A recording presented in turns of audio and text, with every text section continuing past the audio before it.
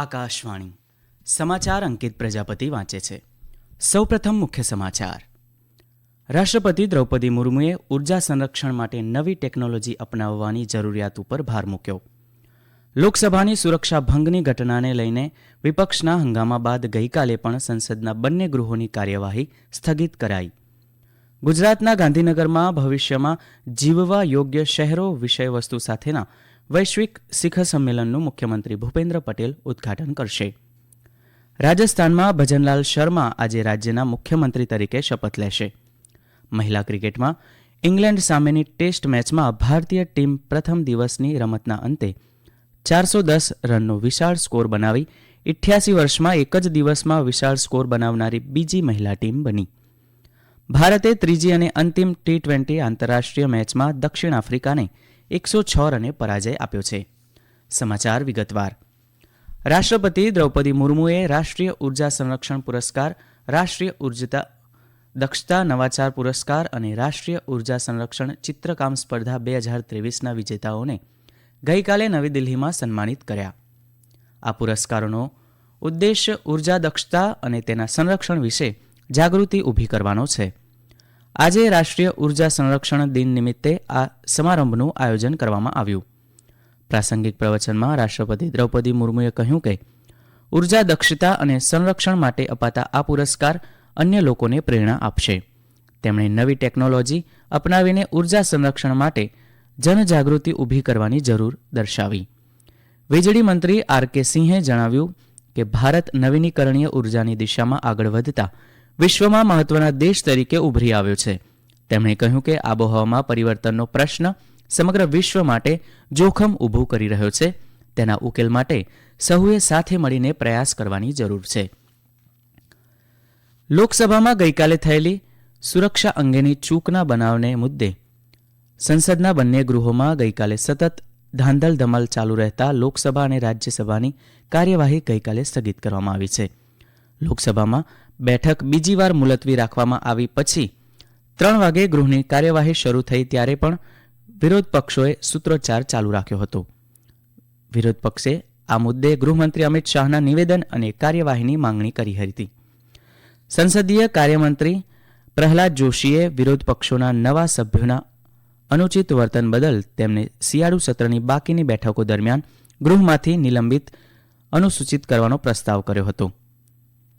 ત્યાર પછી શોરબકોર ચાલુ જ રહેતા ગૃહની કાર્યવાહી મુલતવી રાખવામાં આવી હતી. તે પહેલા ગૃહની બેઠક મળી ત્યારે કોંગ્રેસ, તૃણમૂલ કોંગ્રેસ, DMK, જનતા દળ અને અન્ય પક્ષોના સભ્યો સુરક્ષામાં થયેલી ચૂકને મુદ્દે નારાબાજી કરીને ગૃહની મધ્યમાં ધસી ગયા હતા. પ્રહલાદ જોશીએ કહ્યું કે ગઈકાલની ઘટના દુર્ભાગ્યપૂર્ણ હતી અને સાંસદોની સુરક્ષાને મુદ્દે અત્યંત ગંભીર હતી. રાજ્યસભાના સભાપતિ જગદીપ ધનખડે તૃણમૂલ કોંગ્રેસના નિલંબિત કરાયેલા નેતા ડેરિક ઓબ્રાયનને તેમની આજ્ઞાનું સતત ઉલ્લંઘન કરવા બદલ નારાજગી વ્યક્ત કરી અને ગૃહની કાર્યવાહી મુલતવી રાખી હતી. દરમિયાન લોકસભાના 14 સભ્યો અને રાજ્યસભાના 1 સભ્યને અયોગ્ય વર્તન બદલ સંસદના શિયાળુ સત્રની બાકીની બેઠકોમાંથી નિલંબિત કરવામાં આવ્યા છે. લોકસભામાં ગઈકાલે થયેલી સુરક્ષા અંગેની ચૂકની ઘટના પછી 8 સુરક્ષા કર્મચારીઓને નિલંબિત કરવામાં આવ્યા છે. એ કર્મચારીઓ દિલ્હી પોલીસ સહિત જુદી જુદી સુરક્ષા સંસ્થાઓના છે. તેમના વિરુદ્ધ આ કાર્યવાહી સંસદમાં સુરક્ષા અંગે થયેલી ચૂક બદલ કરવામાં આવી છે. ગુજરાતના ગાંધીનગરમાં આજે વૈશ્વિક શિખર સંમેલનનું આયોજન કરવામાં આવ્યું છે. તેની વિષયવસ્તુ છે ભવિષ્યમાં જીવવા યોગ્ય શહેરો. ગુજરાતના મુખ્યમંત્રી ભૂપેન્દ્ર પટેલ, કેન્દ્રીય ગૃહ અને શહેરી બાબતોના રાજ્યમંત્રી કૌશલ કિશોર સાથે આ સંમેલનનું ઉદ્ઘાટન કરશે. અનેક શહેરોના મેયર, મ્યુનિસિપલ કમિશનર, શિક્ષણવિદો, ઉદ્યોગ નિષ્ણાંતો, શહેરના નેતાઓની સાથે વિશ્વ બેંક અને યુનિસેફ સહિત વિવિધ સંસ્થાઓના 15 અધિકારીઓ સહિત લગભગ 800 વૈશ્વિક સહભાગીઓ આ સંમેલનમાં ભાગ લેશે.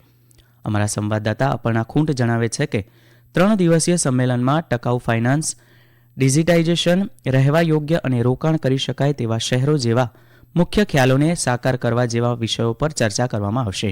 આ સંમેલનનું આયોજન વાયબ્રન્ટ ગુજરાત ગ્લોબલ સમિટ 2024 પહેલા કરવામાં આવી રહ્યું છે. આ સમાચાર આપ આકાશવાણી પરથી સાંભળી રહ્યા છો. રાજસ્થાનમાં ભાજપ વિધાન પક્ષના નેતા ભજનલાલ શર્મા આજે રાજ્યના મુખ્યમંત્રી તરીકે શપથ લેશે. રાજ્યપાલ કાલરાજ મિશ્રા ભજનલાલ શર્માને રાજ્યના મુખ્યમંત્રી તરીકે તેમજ શ્રીમતી દિયાકુમારી તેમજ પ્રેમચંદ બૈરવાને નાયબ મુખ્યમંત્રી તરીકે શપથ લેવડાવશે. જયપુરના આલ્બર્ટ હોલમાં સવારે 11:15 વાગે શપથવિધિ સમારંભ યોજાશે. પ્રધાનમંત્રી નરેન્દ્ર મોદી, ગૃહમંત્રી અમિત શાહ અને ભાજપના રાષ્ટ્રીય પ્રમુખ જેપી નડ્ડા આ કાર્યક્રમમાં હાજર રહેશે. સરકારે કહ્યું કે 2014થી પ્રધાનમંત્રી નરેન્દ્ર મોદીને દ્વિપક્ષીય, પ્રાદેશિક અને વૈશ્વિક સ્તરે 14 દેશોના સર્વોચ્ચ રાષ્ટ્રીય પુરસ્કારોથી સન્માનિત કરવામાં આવ્યા છે. રાજ્યસભામાં વિદેશ રાજ્યમંત્રી વી મુરલીધરને જણાવ્યું કે પ્રધાનમંત્રીને 2018માં સંયુક્ત રાષ્ટ્રના સર્વોચ્ચ પર્યાવરણ પુરસ્કારથી સન્માનિત કરવામાં આવ્યા હતા. તેમણે કહ્યું કે આ પુરસ્કાર તેમના નેતૃત્વ માટે માન્યતાનું પ્રતીક છે. દિલ્હી વિધાનસભાનું સત્ર આજે સવારે 11 વાગ્યાથી શરૂ થશે. વિપક્ષ અને ભાજપના નેતા રામવીરસિંહ બિધુરીએ કહ્યું કે તેમની પાર્ટી સત્રમાં દિલ્હીના મુખ્યમંત્રી અરવિંદ કેજરીવાલના સત્તાવાર નિવાસસ્થાનના નવીનીકરણમાં કથિત અનિયમિતતા, દિલ્હી પરિવહન નિગમનું નાણાકીય નુકસાન, વાયુ પ્રદૂષણ, રાશન કાર્ડ સંબંધિત મુદ્દાઓ અને વૃદ્ધોના પેન્શન સહિત વિવિધ મુદ્દાઓ ઉઠાવશે. તેમણે કહ્યું કે તેમની પાર્ટીએ સત્ર દરમિયાન આ મુદ્દાઓ પર ચર્ચાની માંગણી કરી છે. મહિલા ક્રિકેટમાં મુંબઈ ખાતે ઇંગ્લેન્ડ સામેની ટેસ્ટ મેચમાં ભારતે પ્રથમ દિવસની રમતના અંતે 94 ઓવરમાં 7 વિકેટના નુકસાન પર 410 રનનો વિશાળ સ્કોર બનાવ્યો છે. ભારતીય ટીમ 88 વર્ષમાં એક જ દિવસમાં આ વિશાળ સ્કોર બનાવનારી બીજી મહિલા ટીમ બની ગઈ છે. આ પહેલા ઇંગ્લેન્ડે 1935માં આ રેકોર્ડ બનાવ્યો હતો.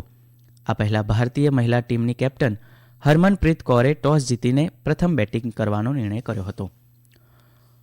પુરુષોની ક્રિકેટમાં ભારતે ગઈકાલે જોહાનિસબર્ગ ખાતે ત્રીજી અને અંતિમ T20 આંતરરાષ્ટ્રીય મેચમાં દક્ષિણ આફ્રિકાને 106 રને હરાવ્યું છે.